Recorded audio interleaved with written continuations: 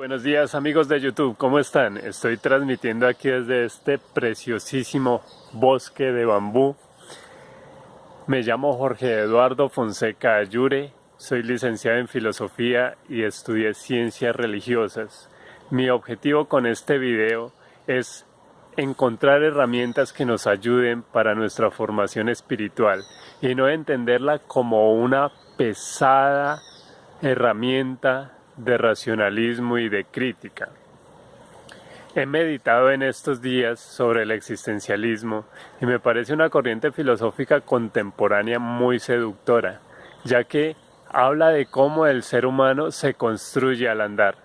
No es como nos decían en las filosofías anteriores al existencialismo, en la que nos dice que la esencia precede la existencia. ¿Qué quiere decir esto? La filosofía antes del existencialismo nos decía que había una predestinación del ser humano, había una realidad preconfeccionada al cual el ser humano tenía que arrodillarse y obedecer, tenía que obedecer a ojo cerrado. El existencialismo nos dice que la filosofía precedente se olvidó del ser por pensar en el objeto, por pensar en las cosas, por pensar en el desarrollo, en la evolución, en el dinero, en el capitalismo, en la ciencia.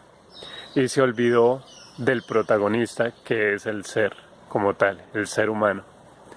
Heidegger nos dice que el ser humano, el hombre, es el único ser que se pregunta por su ser.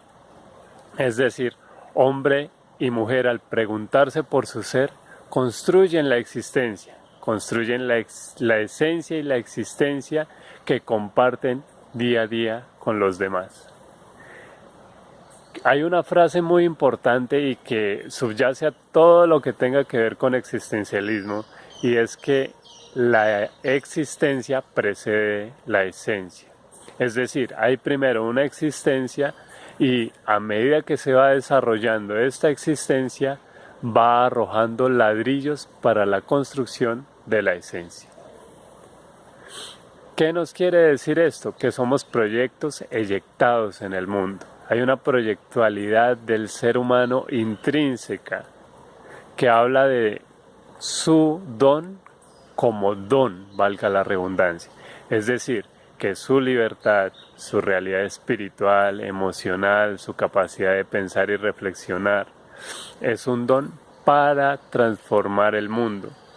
Y esa libertad de pensamiento y de acto, de actuación, es una libertad que se convierte en una realidad angustiante, en algo que exige al ser humano, que le exige cambiar, que le exige modificarse, que le exige trascender. Se habla de una angustia apremiante por la transformación del mundo, por la transformación de un mundo que está ahí, que ha traído al ser humano, que ha parido al ser humano, para que éste le contribuya en la trascendencia de su ser. Se habla en algunos momentos también en el mismo existencialismo cómo nuestra conciencia está en riesgo, que vivir en el mundo es un desafío, que no es fácil, que es una continua búsqueda y construcción de sentido, de autoafirmación.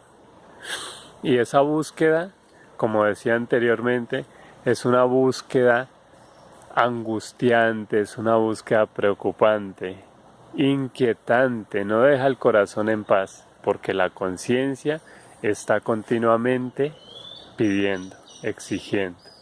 Entonces se habla de una conciencia también en riesgo, en un mundo donde hay más procesos de alienación que de emancipación. Un mundo donde se considera que el fin de la existencia sea el placer, sea el capital, y no se entiende al sujeto como un ser en proceso de trascendencia, de búsqueda de su ser.